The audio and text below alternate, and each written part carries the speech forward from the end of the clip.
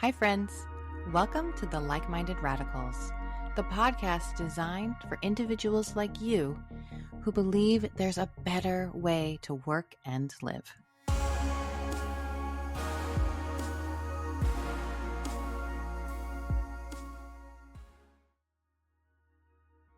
Hi, friends. Welcome to another episode of the Like-Minded Radicals. Today I'm joined by Ann Bulluck, the founder of Daring to Transcend, where she guides women leaders through a unique process to explore the things that truly matter, integrate their whole selves, and flourish in every part of their life. With over 3 decades of experience in executive and leadership roles across both corporate and nonprofit, Karen's journey has been all about creating change, taking risks, like flying airplanes upside down, and helping others step into their fullest potential. She's also a best-selling author, an executive coach, and someone who... Hi, friends. Welcome to another episode of the Like-Minded Radicals. Today I'm joined by Ann Bulluck, the founder of Daring to Transcend, where she guides women leaders through a unique process to explore the things that truly matter, integrate their whole selves, and flourish in every part of their life. With over 3 decades of experience in executive and leadership roles across both corporate and nonprofit, Karen's journey has been all about creating change, taking risks, like flying airplanes upside down, and helping others step into their fullest potential. Thank you. I am really excited to be here. I love the show. I love Like-Minded Radicals because some of the stuff we talk about is pretty radical, and that's what makes it fun. Yeah, good. I love it. I'm so happy to have you. I have been on your podcast, Daring to Transcend. So you know a little bit about my journey to date and my story, but why don't you share with me and with the listeners kind of your story from going from corporate to how you ended up with Daring to Transcend, and then we'll talk a little bit later about what you're potentially moving into in the future. Well, I had a successful corporate career. I actually loved it. I loved the people that I was working with. I was fortunate to be in a company where I could bounce around and experience a lot of different disciplines, which for me is fun because I get bored if I do the same thing too often. And I love to learn and grow. That really, learning is really what drives me. So, I got to a point in my career where I was promoted to executive vice president, or I knew I was going to be. And I wanted it. I wanted the title. I wanted the experience. But there was a part of me that was starting to, even at that point, say, isn't there something more for me? Isn't there a different way I can make an impact? I know I was making an impact in the organization. There's no doubt about that. But I started to think, is this really aligned with, and I know this is a word we don't use in corporate, but is this really aligned with my soul, with my spirit? Is this really where my higher self wants me to go? So when I first started breaking out of corporate and thinking about what I wanted to do, I talk about that, daring to transcend, the exploring what really matters. And I mean, for me, what really matters is what's at our heart. I won't use the word passion because I think that's often overused and can be deceiving. But really, what is in our heart that we want. And so when I started thinking about that, I started thinking about how I had compartmentalized a lot of my life as a corporate leader, right? We have to leave, we have to be professional all the time. We have to have our appearance a certain way. We have to dress a certain way. We have to behave in a way that's consistent with the culture.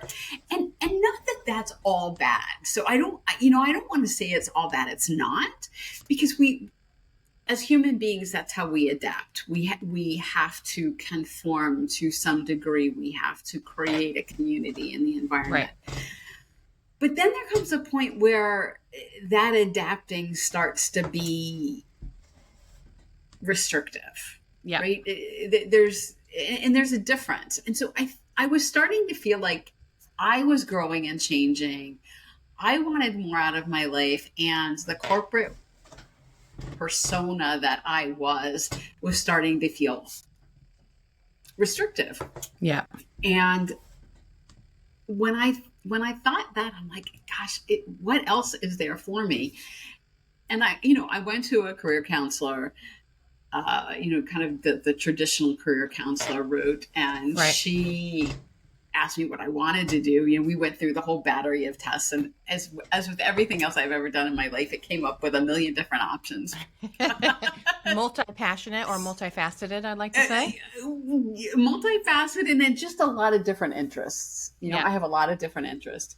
But what I really wanted to do, I was an English major in college, and I had always wanted to write. So I said, okay, well, she said, well, you're never going to make any money writing, so you need to figure something else out. Typically, probably sound advice. Cautious. Cautious, and so surprisingly for me, because I've usually been someone who goes all in on something. Like when I decided I was going to fly an airplane, I went all in on it, and I actually learned how to turn it upside down. When I decided I was going to run a half marathon, I went all in on it and ended up being doing a great time. Like, so Amazing. I'm usually somebody who just goes ahead and takes the risks and dive into things. But in this case, it felt like, well, there's money involved, in our career, and somehow that changes that conversation about risk sometimes. Yeah. So even I said, okay, well, I've got to, slow it down. So I'll go and get my coaching certification and see what I can do as far as being a coach. Well, I love the coaching certification. I've loved everything about the training and everything I've done with that, because I've learned so much about myself.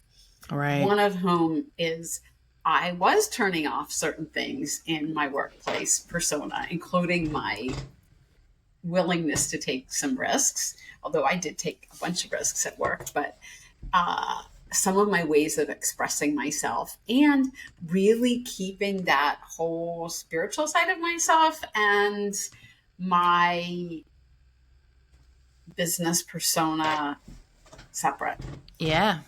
I hear that. And that's a real problem. I have to admit that towards the end of my career, I did start to integrate some spiritual practices into my leadership, and it was making a big difference for me. And that's one of the reasons that I was like, well, how can I help other women do that? Yeah.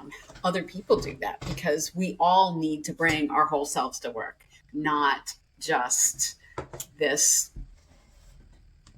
cookie cutter persona. Yeah. I was going to say robot, and that's really not fair, but sometimes that's what it feels like. Yeah. So many questions, but one of the things you do talk about, that kind of theme in your coaching and on your website, about the limiting, the way that we suppress our desires, we forfeit our health and our relationships. We lose our richness for purpose. These are all things I can definitely relate with on my own journey. And I suspect a lot of other people relate with as well. So is that something that you're seeing?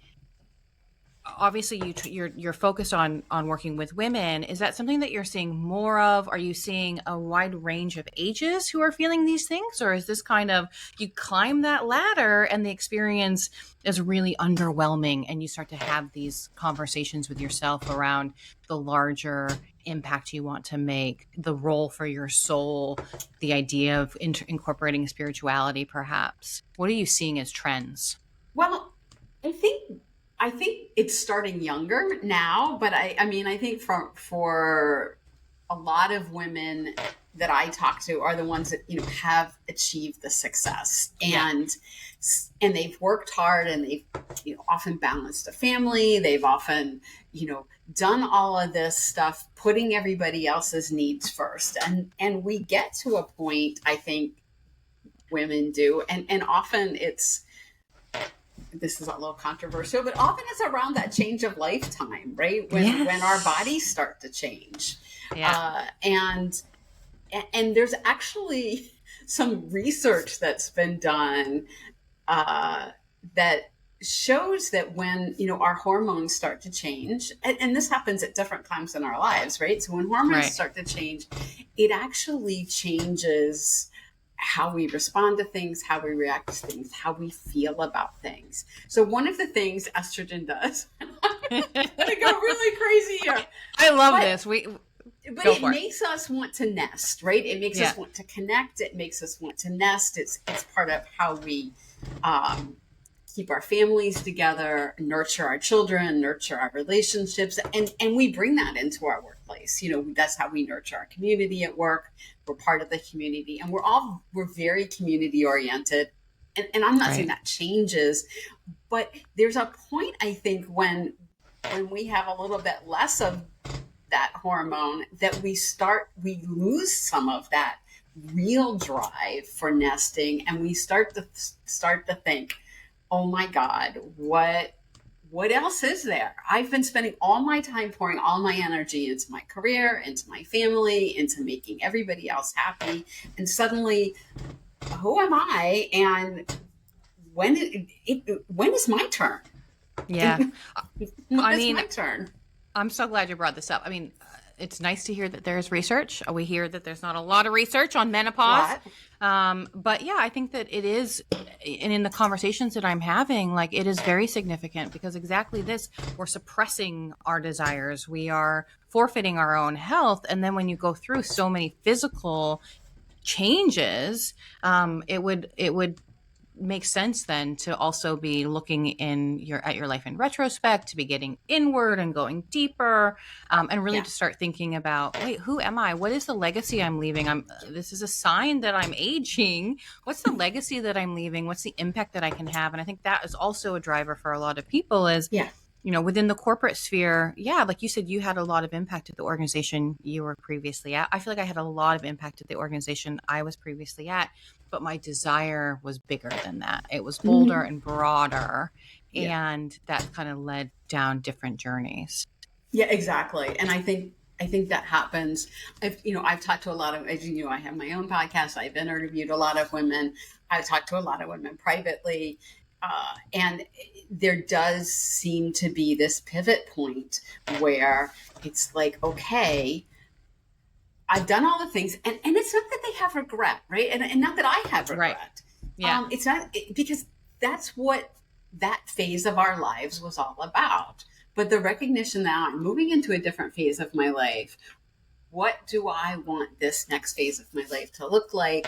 What is the impact that I want to have in my community, in the broader world, however we define that? It doesn't have to be some grand thing.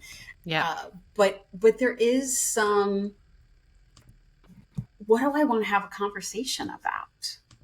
Yeah. Yeah. Right? What do I want to kind of back to that role for my soul, or what do I want to pour myself into, my energies into? I think Yeah. there's a lot of, for me, there was a little bit of burnout from, I guess, the conversations or the focus points within that corporate sphere. And when you get to a certain point where you are reflecting on your life and your legacy, you're thinking about who can I impact in a way that's just so meaningful in their lives, right? I think career pivoting, helping them through some of these really profound moments. Yeah, and I think helping give people permission to do it. I think Mm. that was one of the things that I'm exploring in my books, in the fiction books. And I was telling somebody just yesterday, I mean, one of the things I love about fiction is that I can explore different points of view, and Yeah. explore the fact that there's very few right or wrong. There's very little that's black and white. Yep.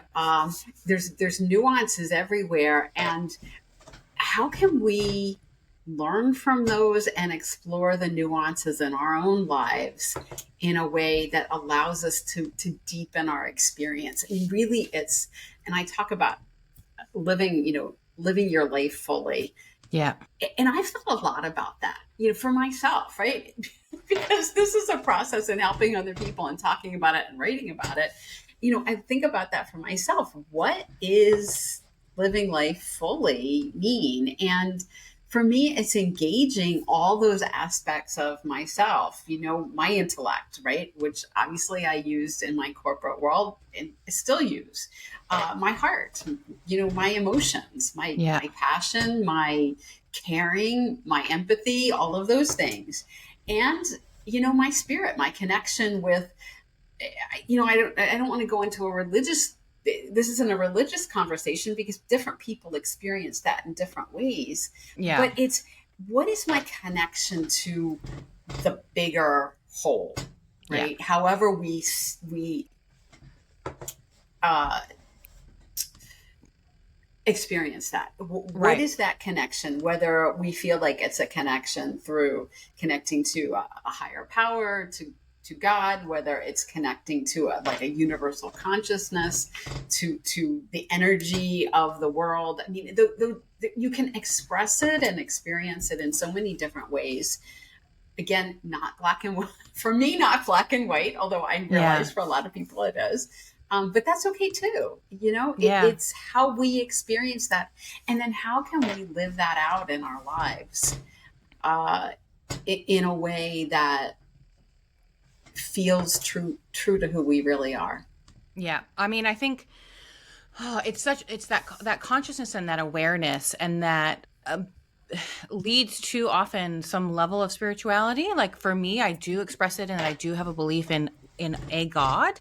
And but to be able to even just to say that in a corporate sphere is frowned upon. We're still hiding aspects of ourselves. And I think even if it's just a yoga practice, like there are so many kind of avenues in which we can express some of this stuff, and it can be interpreted in so many different ways as well. I've heard people with, oh, that's too woo woo to talk about in the corporate sphere. But if we're talking about bringing our whole selves into Yeah, the office, like yeah. then this is an aspect we should be able to talk about with little judgment from others. I don't think Well, we're there yet. no, and I've heard I, so many heartbreaking stories. Like I talked to a woman a while ago who got in trouble because she was keeping a Bible in her desk at work. It wasn't like it was out, on Wow. the table. It wasn't like she was proselytizing. It was a private experience, but she wanted it there for a reference and for support for herself. Well, you know, she was told she couldn't keep it there because people might make assumptions that she was giving favorable treatment to other people that shared her faith, or Wow. those things. And I mean, there's a fine line, right? I understand we certainly don't want people trying to convert other people in the workplace, which is Right. completely, obviously that's completely wrong.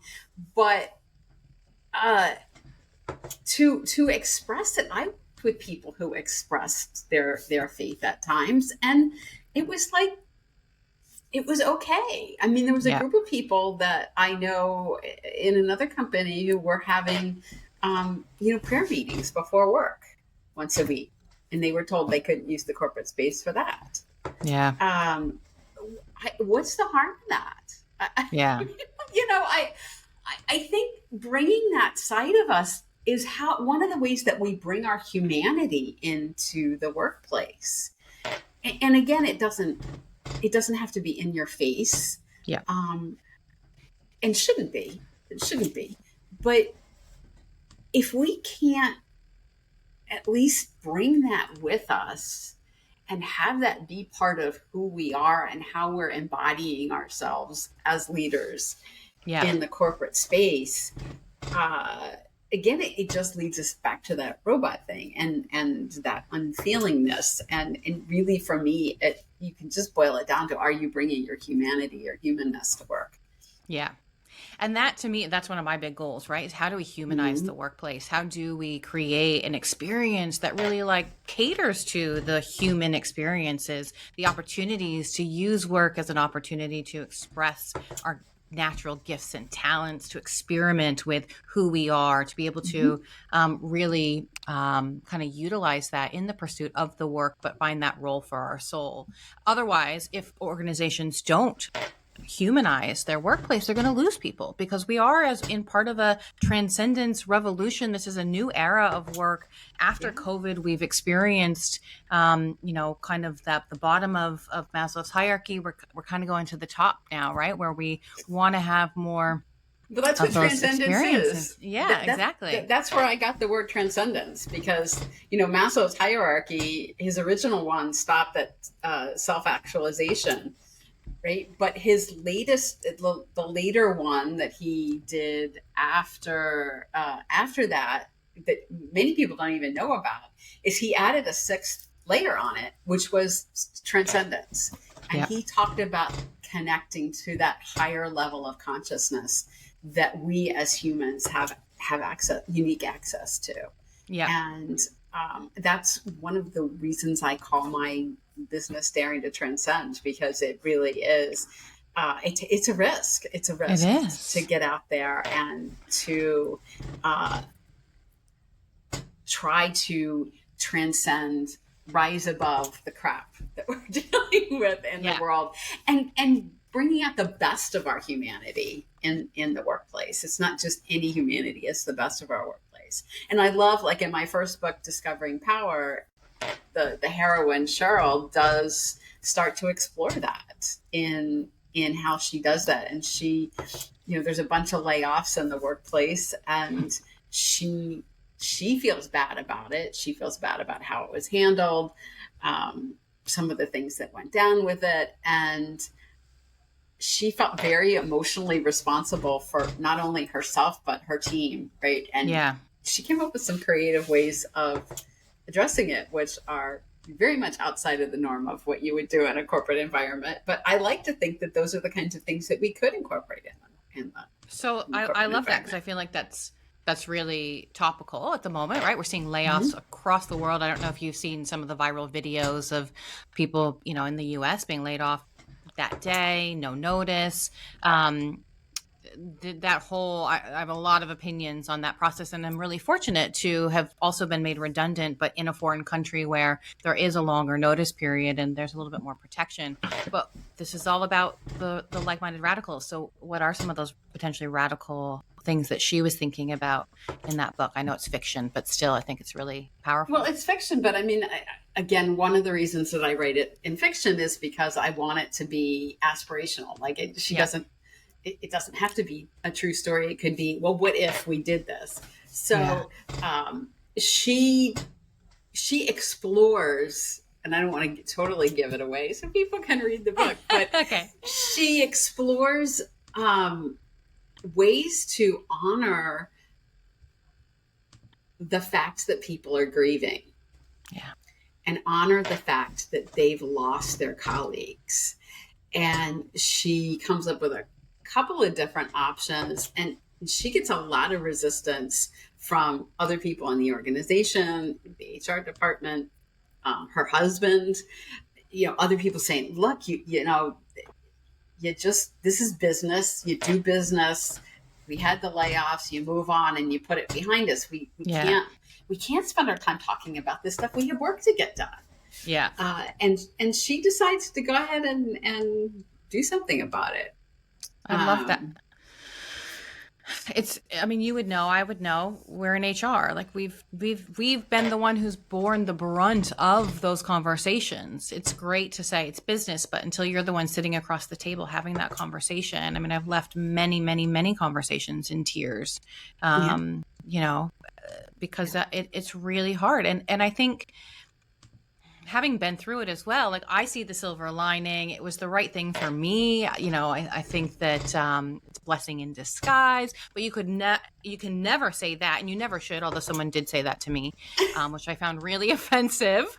I knew that, but you don't get the right to say that to me. Like, you can come, if you're the one experiencing it, I think it's fine if you come back later and say that's actually true, but you can't put that on someone or tell them that that's what the situation is. Yeah, you can't tell somebody that, because they've got to come. That's something that people have to come to their own realization about. Yeah. There's no doubt about that. And we don't always see that in our initial reaction in the heat of the moment. In Yeah. fact, we rarely see that this was a good thing. I mean, granted, usually we look back and say, "Wow, that was really a good thing that happened because look what other opportunities opened up because of it." Exactly. But Hindsight. when you don't, when you're in the moment, um, particularly that initial, oh my God, The yeah, kitties. what's happening to me? Yeah, my cat always has to come in. This is his cuddle time because it's late here in the Oh, U.S., so yeah. it's his cuddle time. Oh, Oh, so he has to cuddle. This so cat, sweet. he has to be in the middle of everything. It's just who he is. I don't know It's what too to tell cute. you. You're So fine. It's anyway, too I hope you cute. don't mind that he's joining us. But we've got to let people have to process this stuff, and I think that was one of the things that Cheryl was really struggling with. The heroine of my book is how do we help people process it instead of just telling them, like, just Yeah. get over it. Get over it. Your colleague is gone. They're not coming back. Oh, and their work potentially is now going to be picked up by Yeah, you. absolutely. Oh, Yeah, and your there's, deadlines haven't changed, and your yeah, work, yeah, exactly. yeah, Even though we've got 10% less people, your deadlines are still the same. And, how often does that happen? So, yep, yep. I want to circle back to the idea of permission. I love this topic of permission. I think it's really interesting. Like, we it's so multifaceted when we think about permission in the workplace, though it does seem that oftentimes there's a lot of um unwritten rules. And so I think we really need that guidance and the expectation. Like, yes, there's role modeling, but if it's bad behaviors that are being role modeled and there's no verbal explanations, we then, can kind of veer off the road. Here in Australia, they've just passed a new law called the right to disconnect, saying that employees have the right not to respond to work emails basically over the weekend or out of work hours. Obviously, they're still expected to respond in cases of emergencies, but they have the right to disconnect. And it's gotten some backlash, I think, some Americans as well. Like, oh, that's stupid. We don't need that. But to me, it's not about the fact that it's a sad state that we need the law, but it's because people need that permission to actually yeah. untether themselves from their laptops at the end of the day. What role or do you think permission is playing, and how do you think about that new law, etc.? Well, I had not heard about that new law. Although I think I had heard that they were talking about it. It's, to your point, it's sad. I mean, it's sad that we have to try to legislate something like that, because something like that, as we all know, is really challenging to Yeah, legislate. And obviously, different people have different roles and different needs. There are people that are on call, but I totally agree that even people that are on call have to have times when they're not. Right? We yeah, have to rotate that, and I know I supported a system when I was working in IT that was, basically a 24/7 yep. system that Been had to be there. up and running.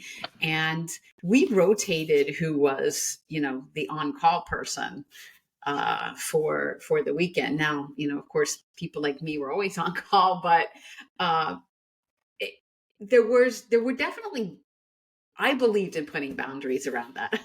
I remember, of course, I grew up. My father was very old school, but I remember one of the things him telling me when I was a kid: if you can't do your job in 9 to 5, right? Well, no one can do their job in 9 to 5 Yeah, anymore. But in his role, if you can't do your job in 8 hours a day, you're being mismanaged. yeah, That yep. was Sounds like that my was dad. his Yeah, philosophy. yep, Yeah, and while certainly that's very extreme in today's world, there's a certain level of truth to that we do, and I think we can, as leaders, get um lazy, I guess, or overwhelmed, and we don't spend the time to really understand, can people really do this job in a reasonable time period, right. and how much over time has to be done at times. There's no doubt about that. When you've got a tight deadline, when there's a major crisis, all of that. And that, overtime is just part of our world today. But chronic overtime is different. Yep. The chronic every week, week after week after week, where you don't get downtime, you don't get rest, you're having, to your point, you're having to respond to emails. You even have to take emails when you're on vacation. It's not good for you. Right? I mean, we know that it's not good for us. We have to have time away from that in order to rest and recover and be at our best. And if we're expecting people to be on call all the time, they're not going to be at their best.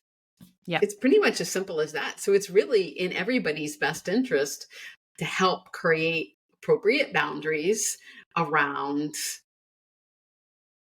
the expectations of work.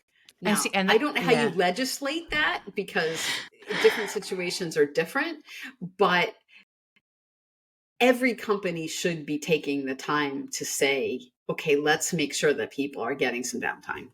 Yep. And I think that's exactly it. Because I don't think it's really going to be legislated much. I can't imagine that it's going to, there's going to be a lot that gets, that arises, but it's that verbal expectation. That expectation has now been set, that the power shift now, an employee can go, I don't have to respond to this. I'm sorry, boss, that you feel the need to be emailing all throughout the weekend, but hopefully, because the legislation now exists, it allows me to speak up and have the conversation and go, but that's your choice to email me throughout the weekend. And it is my choice and my right not to respond to those emails. If they're not high priority and they're not urgent, maybe it'll actually prevent the boss from sending those emails and hitting delay send. Technology features we should be using, so that they arrive on Monday instead of that like loose thread that's still attached to that employee over, again, it's that boundary setting. And what about the boss taking some time too? Yeah, exactly. I mean, what's driving him or her to say that I have to be sending these emails all weekend? What expectations are on them? I mean, I think one of the things that I talk to when I talk to leaders, particularly women, because it's primarily who I talk to, but this whole thing about having to be on all the time, always on, even as a leader, is just, it's exhausting. It is. We can't do it. And I mean, entrepreneurs run into the same thing. You've got to be, you've got to be on all the time, but you can't. And it's not good for us. And we all need to learn how to draw those boundaries and negotiate those boundaries with our customers, our coworkers, our bosses, our subordinates, whoever. Yes, let's make sure that needs are getting met, but all needs, not just the business needs. I think that, like, I wonder, because I 100% agree, but it's like it's those boundaries, that ability to set boundaries. Wait, when were we supposed to be taught that? Right? We're not actively teaching that. And same with the leadership. Kids. Yeah, and leadership, like our leaders aren't necessarily trained on how to lead or set boundaries or prioritize. There's so many skill sets that go into, the functioning of a high performing team that our leaders are never really walked through, and or coached on challenging some of the assumptions and some of the status quo. How do you handle moments when you are kind of questioning those things? How do you work with leaders around some of that type of stuff? Well, I think for one thing, people, particularly women, again, have to be given permission to set boundaries. I mean, really, at the end of the day, they have to be told, yes, it's not only okay, but it's healthy. And that's not just within your workplace, it's with everybody in your life. As someone who grew up without a lot of boundaries, this has been a lifelong journey for me to learn boundaries. And even now, I'm continually learning and negotiating different boundaries with different people in my life. And when I work with my clients, we invariably spend a lot of time on setting boundaries. How you can set boundaries. How can you communicate them without the other people feeling like you're threatening them? Because Right. that's often how people feel when you set a boundary. It's like they feel threatened, and it's not a threat. It's this is what I need to take care of myself.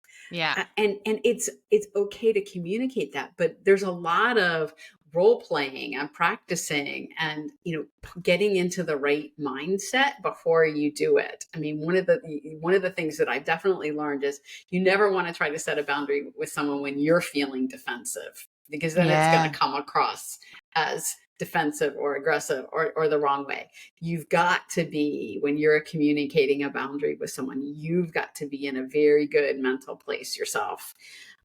And that's one of the things I work with my clients on. How do you get yourself into a good, calm mental place where you're calmly and just saying, okay, this is what I need versus I have to have this, or Yeah. whatever comes, the ways it comes out when you're not in a good place. Yeah.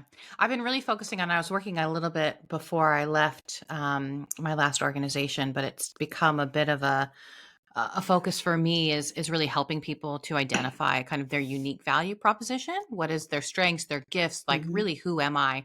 A lot of us have taken assessments. We can maybe rattle off our top 5, maybe, but really owning them and embracing those strengths and being able to articulate them. And I think exactly what you just said, if you can articulate boundary setting as this is who I am and these are the needs that I have because of XYZ, it goes so much better. It's so much Yeah. smoother. But it's that self awareness to then say, these are the things that are really important to me. Do you set boundaries with your clients? I know a lot of coaches have issues with boundaries. Do you set boundaries with your clients up front, or is it something that you kind of negotiate and work through individually? I generally I have a set of guidelines that Yeah. work with up front. Some of them become negotiable depending on the situation. But one of the boundaries that I have always set throughout my entire life, because I learned when I was in college that sleep is an Yes. essential to me, right? I Yeah. I found out, I pulled my first all-nighter at college, you know, not necessarily doing homework, but Yeah. we'll leave that aside.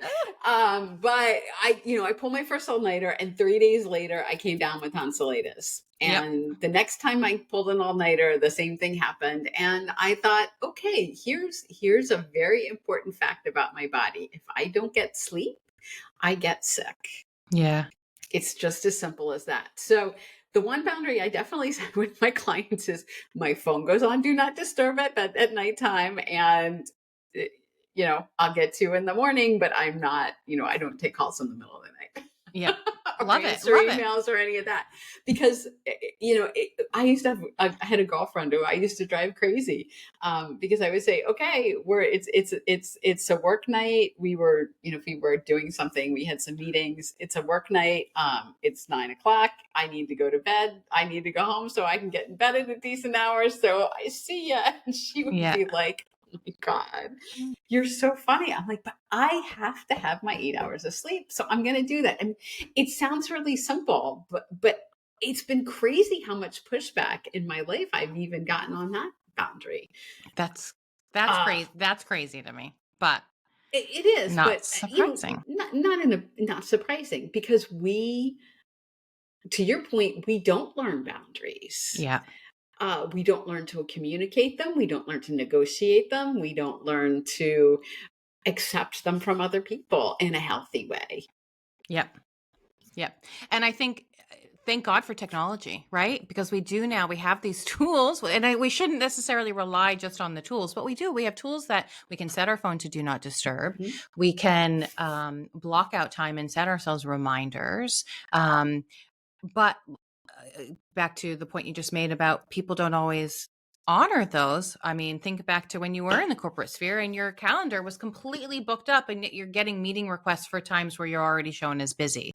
Like, I'm not available. So we do need to balance that between using technology and the ability to kind of just block people, but also having those conversations and creating a culture where we're acknowledging boundaries and we're respectful of them.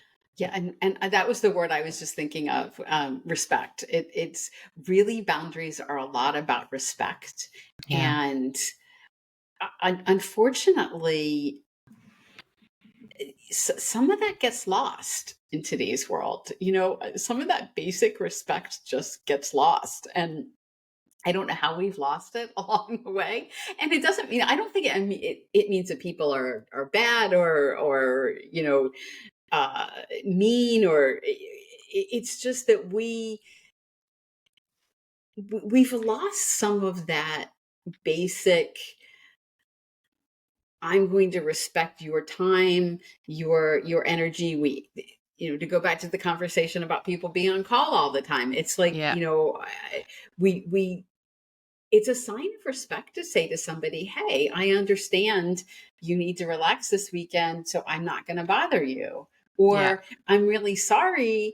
I know you usually keep your weekend sacred, but we've got this thing going on this weekend, so I'm going to have to ask you this weekend to set that aside, right? And that's how we negotiate boundaries. Um, if you respect them most of the time, then people are going to be more willing to accommodate you, adjusting them as if it's really needed. Yeah. Yep. And I think part of it's just our unwillingness to hold others to account, to have those difficult conversations, to say, you're blurring the lines with my boundaries. I've clearly am not available at this time. And like having conversations about that. Mhm. We just let it slide. We just continue to let the bad behavior slide and slide and slide. And then our own ability to hold our own boundaries starts to kind of get diminished. Yeah, and we all do it, right? Yep. So it's very easy to let your boundaries slide because everybody else is doing it too. Yep. So when I'm working with clients, helping them negotiate boundaries, and often it starts with your personal relationships more even than your work ones, because those are great Yeah. places to practice your boundaries, right? Okay, Yeah. practice with your kids or your spouse or your dog, for goodness sake. I mean, you Yeah. can practice, although trying to do boundaries with the cat's a little more challenging. They don't quite comprehend. He doesn't quite, yeah, he's the king and this is him. But uh you can start small with boundaries, and I think it's important to learn how to negotiate them in kind of a safe environment before you start taking them Yeah. into the workplace. Yeah. And I think that's a really good point. Like making sure that you're holding to them, even if it's just to yourself, right? I think the idea of, I was talking to a friend this week about passion, and we were talking about, yeah, when you get really passionate about something, or when you get really into your work, you can forfeit your health and prioritization of the things of eating, of things that you need to be doing. And so holding those boundaries, knowing that about yourself, that, oh, when I'm really turned on by something, I can spend 8 hours in my office focusing on it. I need to set boundaries for myself, reminders, and create the habits around taking care of myself. Yeah, absolutely. Like, for instance, for me, my morning practices, the things I do in the morning, I let them go this last week because I've been really busy, getting, we just bought a new house. And so I'm getting, Oh, shopping and, doing all the stuff to get ready for move. And I'm like, I don't have time to do that this morning. I'm going to skip it. And I realized after a couple of days that I'm like, okay, I'm stressed out. I'm not myself. I'm eating things that I wouldn't normally eat. And I'm going, okay, wait a minute. yeah. Time out here. I cannot skip these things because this is what I need to get centered, to be calm, to be in a good place. And I actually know, the crazy thing is I know I get more done when I do that in the morning, Yeah. because I'm Ah, coming at it from to use the terms of positive intelligence, which is one of the frameworks I use. I'm in a sage space when I start my day, and so I'm making better decisions and I'm taking better actions, and the actions I take are more focused, and I know all of that stuff. But yet I still can say to myself, I can still let those saboteurs say to myself, oh, you Yeah. don't have time for it. You can skip it this morning. And the next thing I know, it's been Yeah. 5 days since I skipped it, and I'm a basket case. The saboteur. So let's circle back to that. So you said at the beginning of the podcast when you were on your journey that a coach told you there wasn't a lot of value necessarily in writing, but you've just come back from Norway Huh? where you were doing a writing conference. So how has that journey for writing been? How have you been able to overcome the negative limiting beliefs in your own mind and the kind of that saboteur mindset to pivot back to writing? Hi, friends. Before we hear the answer to that last question, I just wanted to take a break to reintroduce myself and share a little bit more about my new website, www.withkendraparker.com. As the founder and the host of the Like Minded Radicals podcast, I'm clearly an advocate for radical thinking and purposeful leadership. And it's through these authentic and hopefully fun or at least engaging conversations that we together can challenge conventional workplace norms and really explore what it's going to take to foster environments where creativity, connection, and collaboration thrive.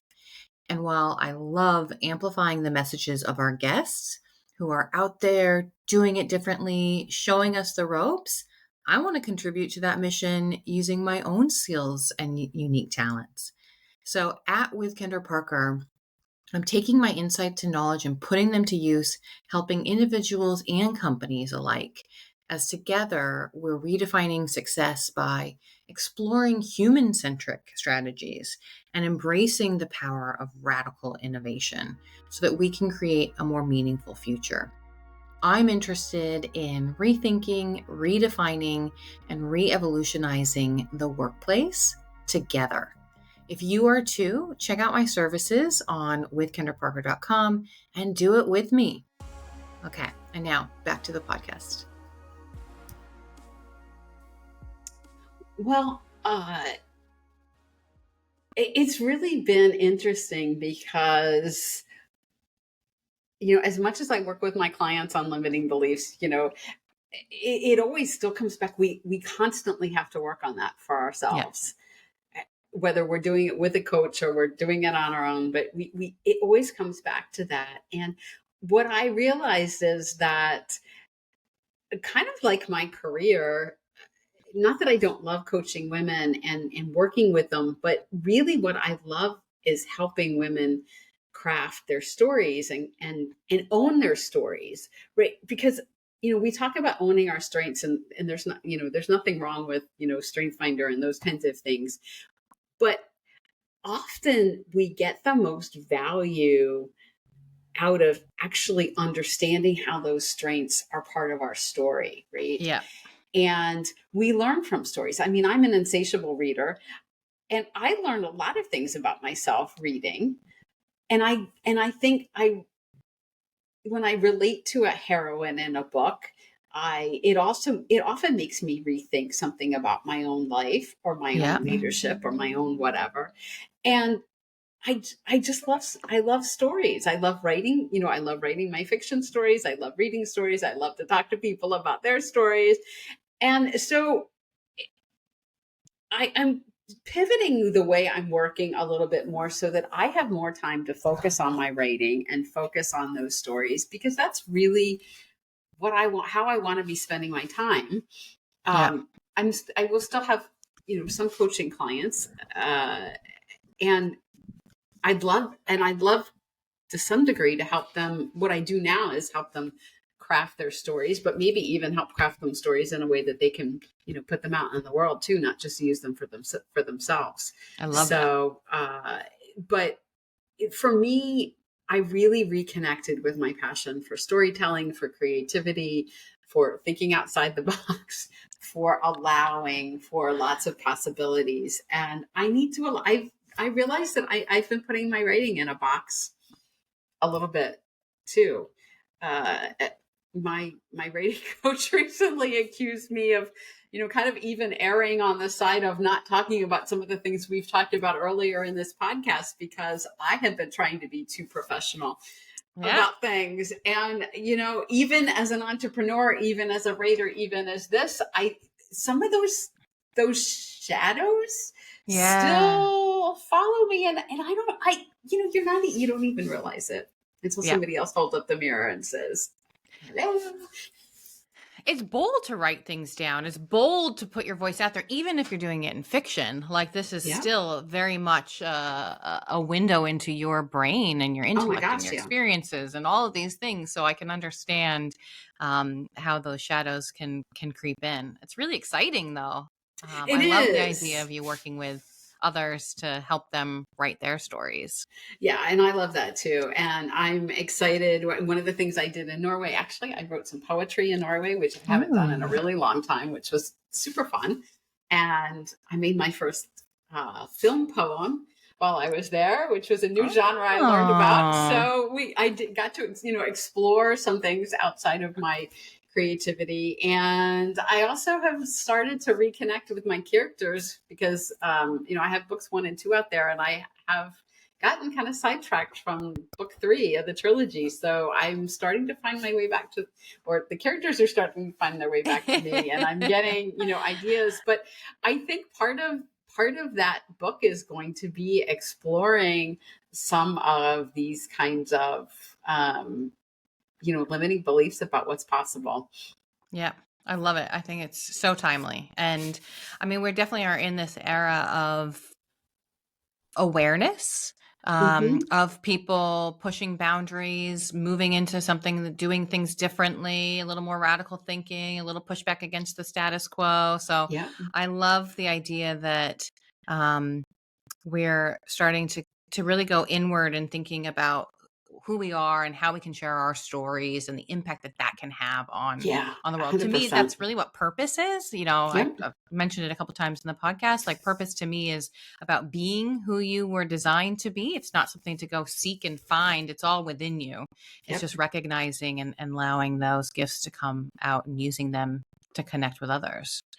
Giving yourself So, permission. yes, To exactly. go Giving back to yourself sort of the theme permission. of this conversation, giving yourself permission with that. 100%, allowing yourself to pivot. I mean, I definitely feel like I'm in a pivoting phase. And I think that's the other thing too, is when we think about that role, back to the beginning of our conversation, when we think about the person that we're showing up, that robotic, that persona, that's usually us stripped of our creativity. Hmm. No, Oh, it's, totally. and And, so and yes, yes, yes, yes, yes, yes. why are we doing that? That's the best part of me. That's the part that's going to lead to innovation. That's the part that's going to lead to some of the best things in the workplace. And yet that's the part we strip. But because that feels the most risky. Yeah. Yep. Yep. Creativity often feels very, very risky. It feels vulnerable. It feels like you're setting yourself up to be judged. It there's a lot about creativity, and especially in today's world, as much as we quote unquote celebrate creativity, we often don't. we We don't. often we often say, oh, you're being creative, you're wrong, right? Yeah. And it can get vicious. So we stifle creativity in the corporate world, in our broader world. There's a lot of creativity that uh, that I think gets stifled in the name of playing it safe and Yep. not It's, taking those risks. and that tall poppy syndrome, I think creativity, if I Ugh, think back, yeah. creativity is one of my biggest strengths, but it's definitely the one I probably downplay the most. Right. Hmm. Um, so, and I don't put out there. I just started painting again. So maybe I'll go paint some more today and let that bloom. But yeah. Oh, so insightful. Thank you so much. Love, I feel like we can obviously keep talking for hours, We could. as always. But I will wrap it up here. Where can people find you? And specifically, if they're interested potentially in reaching out to you about writing and telling their stories, what's the best way to reach and contact you? Well, probably the easiest way is to find me on LinkedIn, Karen Ann Bulluck. I'm the only one out there. Nice. And you can connect with me. I'm always happy to talk to people there. Or you can find me on my website, daringtotranscend.com. I have a weekly newsletter where I kind of explore topics like this. in the newsletter, as well as my podcast and all of that. You can find on my website too. So either LinkedIn or Excellent. daringtotranscend.com. Thank you so much. Appreciate your time today. So lovely Thank to you so catch much up. for having me, Kendra. Like I said, could talk to you forever. This has been a fun conversation, and I think a really important one. So thank Yeah. you for bringing out such really important topics. Excellent. Thank you.